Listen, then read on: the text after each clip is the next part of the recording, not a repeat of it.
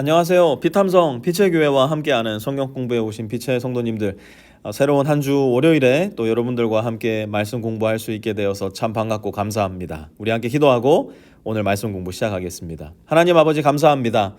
오늘 하루도 눈을 뜰 수 있게 해주시고 또 하루의 생명을 연장시켜 주시니 감사를 드립니다. 오늘 말씀을 통해서 우리가 오늘 하루를 살아가는 이유가 무엇인지, 오늘 하루 내 마음속 간직해야 할 소망은 무엇인지 다시 한번 분명히 발견할 수 있게 도와주시고, 우리가 가지고 있는 이 소망의 가치를 깨달아 알아 하나님께 감사와 영광을 올려드리는 인생 살아갈 수 있게 도와주십시오. 예수님의 이름으로 기도합니다. 아멘. 오늘은 고린도전서 15장 12절에서 19절까지 말씀 함께 공부할 텐데요. 12절 말씀부터 함께 살펴보도록 하겠습니다.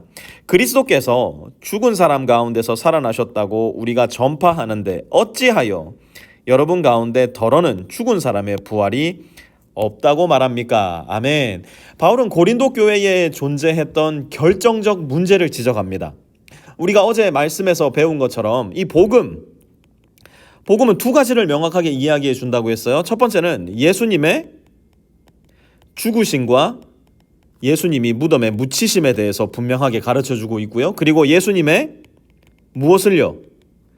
부활에 대해서 분명히 가르쳐 준다고 말씀드렸습니다. 그것은 바울이 또한 모든 예수님의 사도들과 신자들이 전해온 변치 않는 복음의 핵심 메시지였어요. 그런데 고린도 교회 안에는 어떤 사람들이 있었다? 1절을 다시 한번 봐보세요. 어찌하여 여러분 가운데 더러는 죽은 사람의 부활이 없다고 말합니까? 고린도 교회 안에는 부활이 존재하지 않는다라고 주장하는 사람들이 있었다는 겁니다. 왜 그들은 부활이 없다 주장했을까? 고린도는 이 로마 제국에서 매우 중요한 무역 도시였습니다. 대단히 번성한 지역이었고요. 이곳 인구도 로마 제국 전역에서 가장 높은 지역 중 하나였어요. 우리나라로 따지면 서울 다음이 부산이잖아요. 저는 대전 출신이라서 서울 다음이 대전 이러고 싶지만 부산이 훨씬 더 큽니다. 고린도가 마치 그런 곳이었어요. 로마가 있었다고 한다면 로마 다음 가는 도시가 고린도였다는 겁니다. 그러다 보니까 이 종교, 사상, 정치 모든 면에 있어서 로마 사람들의 유행을 가장 먼저 쫓아가는 곳이 바로 고린도였습니다. 그 당시 로마 제국에 살아가던 사람 중에 이 몸의 부활을 믿는 사람은요, 문자 그대로 단 한 사람도 없었을 거라 얘기할 수 있습니다. 그 당시 로마는 이 그리스 종교와 철학의 흐름을 거의 그대로 따라가고 있었는데요. 우리도 이 대학교 때 많이 배워서 머리 아팠던 사람 있잖아요. 이 플라톤. 이 플라톤의 영향을 지대하게 받은 그리스 철학과 종교는 이 이원론이라는 철학을 기반으로 영과 육의 분리를 가르치고 믿고 있었습니다. 어떤 것이냐? 영은 선하고 좋은 것이지만 육은 악하고 나쁜 것이라는 생각이 이 이원론의 뼈대를 이루고 있었고요. 죽음은 나쁜 육체 안에 갇혀 있었던 좋은 영을 자유롭게 할 수 있는 유일한 탈출구라 여겨졌습니다. 그러니 몸의 부활을 가르치는 복음을 믿기가 쉽지만은 않았던 것이에요. 바울은 그러한 고린도 사람들에게 그가 전해받아 그대로 전한 예수님의 죽으심과 부활이 어떻게 진짜일 수 있냐 하나하나 논증해 나가기 시작하는데요. 13절 한번 보세요. 죽은 사람의 부활이 없다면 그리스도께서도 살아나지 못하셨을 것입니다. 아멘. 첫 번째로 부활이 진짜인 이유, 그것은 예수님이 다시 살아나셨다는 거예요. 예수님이 살아나셨음을 어떻게 아느냐? 바울은 이미 지난주 본문에서 다시 사신 예수님을 본 12제자를 이야기합니다. 거기에 이어서 예수님의 부활하심을 다시 보았던 예수님의 형제들을 이야기했고요. 예수님의 부활하심을 보았던 500여 명의 신도들을 예로 들었습니다. 여러분 중에 한 명이 이 비몽사몽간에 이상한 걸 봐가지고 내가 봤어, 내가 봤다니까 이렇게 말하면요, 저 사람 진짜 미쳤나 보다 이렇게 말하고 나면 그만이지만 500여 명이 다 함께 내가 봤어요, 내가 봤다니까요 말하면서 그가 본 예수를 위해 자기의 목숨을 기꺼이 바친다면요, 이들이 본 것은 헛것이 아니라 내가 믿지 않는 것이 헛것일 가능성이 훨씬 높을 거예요. 14절도 한번 보세요. 그리스도께서 살아나지 않으셨다면 우리의 선포도 헛되고 여러분의 믿음도 헛될 것입니다. 아멘. 사도 바울을 비롯한 12사도가 처음부터 예수님의 부활을 믿었던 것은 아니에요. 그들은 모두 예수님을 배반했고요. 사도 바울은 예수님을 핍박하던 사람이었어요. 그런데 그들 인생에 소위 말해 대반전이 일어난 이유가 뭐예요? 예수님이 병자들을 고치신 것을 보고 그들의 인생이 대반전이 일어났습니까? 예수님이 바다 위를 걸으신 것을 보고서 베드로의 인생이 완전 뒤바뀌었나요? 예수님과 함께 물 위를 걸었던 베드로가 예수님을 부인한다니까요. 예수님이 귀신 쫓은 것을 보고서 제자들이 변했나요? 아니에요. 이유는 단 하나예요. 그 이유는 바로 우리 주 예수 그리스도의 부활을 목격했기 때문이었어요.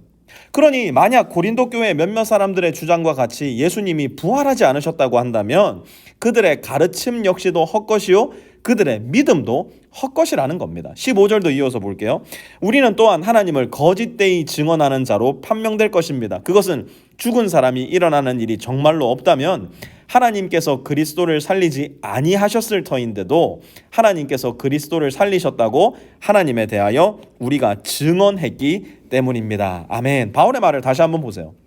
죽은 사람이 살아나는 일이 정말로 없다면 바울은 예수님의 부활을 목격한 이후로 단 한 번도 그렇게 생각해 본 적이 없었어요. 하지만 100번 양보해서 뭐라고요? 죽은 사람이 살아나는 일이 정말로 없다면 내가 하나님을 거짓되이 증언하는 사람일 텐데 이것 보시오.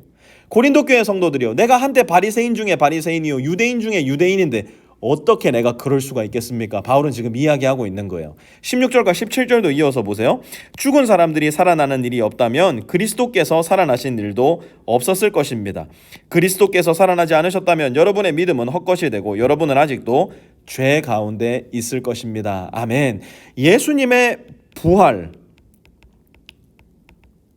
곧 예수님이 의로운 죽음을 죽으셨다는 반증이 바로 예수님의 부활이라는 겁니다.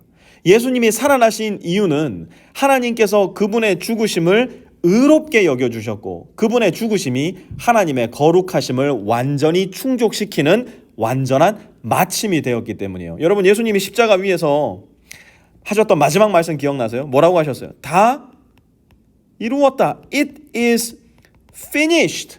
그 어떤 사람도 그의 죽음 앞에서 다 이루었다는 말을 할 수는 없을 겁니다. 하지만 예수님은 그분의 죽으심을 통해 하나님의 의와 거룩, 그 모든 것을 이루어내셨기에 하나님은 예수님을 다시 살리심으로 우리의 죄가 그 안에서 용서받게 하셨던 거예요. 하지만 만약 부활이 없다면 우리는 여전히 죄 가운데서, 왜요? 예수님께서 하신 일이 다 이룬 게 아니기 때문에, 예수님이 하나님의 의와 거룩을 완전히 성취하지 못했기 때문에 여전히 우리는 죄 가운데서 구원받을 길이 막힌 채로 막막한 삶을 살 수밖에 없었을 거라는 거예요. 18절도 보면요. 그리고 그리스도 안에서 잠든 사람들도 멸망했을 것입니다. 아멘. 여러분, 기독교 역사 초기에 얼마나 많은 사람들이 박해를 당하고 고난과 핍박 속에 목숨을 잃었는지 우리는 제법 잘 알고 있어요. 그냥 언뜻 듣는 걸로만 해도 잘 알고 있어요. 로마가 313년에 밀라노 칙령으로 기독교를 국교로 선언하기 전까지 10 waves가 있었다고 이야기를 합니다. 10 waves of what? Persecution. 10차례에 걸쳐서 큰 대박해가 일어났다는 이야기예요. 300년의 시간 동안. 만약 부활이 없다면 이러한 사람들의 죽음 역시도 멸망으로 끝날 수밖에 없었을 거라는 겁니다. 그러나 생각해 보라는 거예요. Think about it. 그들이 그토록 죽음에 용감하게 맞설 수 있었던 이유, 그들이 그토록 연약함에도 불구하고, 그들이 아주 작은 소녀임에도 불구하고, 그들이 늙어 꼬부랑이 된 할아버지 할머니였음에도 불구하고 그들이 그토록 죽음에 용감하게 맞설 수 있었던 이유, 그것은 곧 그들 역시 부활의 소망과 확신이 있었기 때문이 아니었겠냐는 겁니다. 19절, 그리스도 안에서 우리가 바라는 것이 이 세상에만 해당되는 것이라면 우리는 모든 사람 가운데서 가장 불쌍한 사람일 것입니다. 아멘. 여러분, 우리 그리스도인들의 소망이 무엇입니까? 한번 정직하게 생각하고 정직하게 이야기해 봅시다. 나와 내 남편이 좋은 커리어를 가지고 많은 돈을 벌고 좋은 차를 타고 더 넓고 더 큰 집을 갖는 것, 내 자녀가 나중에 자라서 모두 아이비리그 가서 좋은 직장 갖고 돈을 많이 벌고 좋은 차를 타고 더 넓고 더 큰 집에서 사는 것. 여러분, 이렇게 말하니까 이거 되게 유치하고 나는 안 그런 것 같으시죠? 여러분, 지금 여러분 인스타그램 한번 가보세요. 인스타그램 한번 들어가 보세요. 100명 중에 99명이 이렇게 살고 있고요. 그렇게 살지 못하는 사람은 그렇게 사는 사람을 경멸하거나 부러워하고요. 나 또한 혹여라도 그런 삶을 살게 되면요, 나의 삶을 자랑하고 그렇지 못한 삶을 사는 사람 한심하게 생각할 수도 있어요.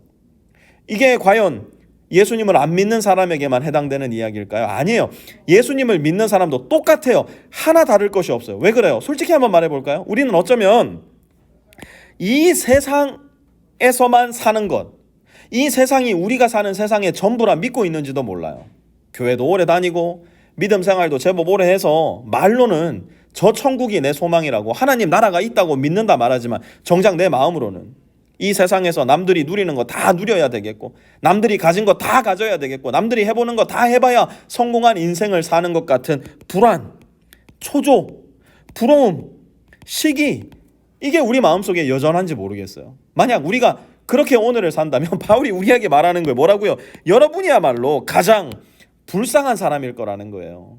사랑하는 빛의 성도 여러분, 우리가 자랑해야 할 것, 우리가 인스타그램에 지금 올려야 할 것, 우리가 사람들에게 한시라도 시급하게 보여주고 말해주어야 할 것, 그것은 예수님이 나를 위해 죽으셨다는 거예요. 예수님이 죽으신 지 3일 만에 부활하셨다는 복음의 소식이에요. 우리의 소망이 무엇입니까? 좋은 차 타고 좋은 집 살고 좋은 가방 메고 좋은 옷 입고 좋은 교육을 소망하는 것이 아니라 이 짧은 생이 끝나고 나면 시작될 영원한 삶, 곧 삼위일체 하나님과 영원한 연합 가운데 살아갈 부활의 삶이 있다는 것이 바로 우리의 소망이에요. 그것을 아셔야 되고요. 그것에 감격해야 되고요. 그것을 자랑해야 된다는 거예요. 이 복음을 믿으셔서 저와 우리 모든 빛의 성도들의 부활이 영원한 멸망의 부활이 아니라 영생과 영광의 부활이 될 수 있기를 우리 구주 예수 그리스도의 이름으로 축원합니다. 하나님, 주님의 부활을 우리 마음과 생각과 삶 가운데 온전히 믿고 새기고 간직할 수 있게 도와주셔서 주님의 부활이 곧 나의 부활이 되게 도와주십시오. 예수님의 이름으로 기도합니다. 아멘.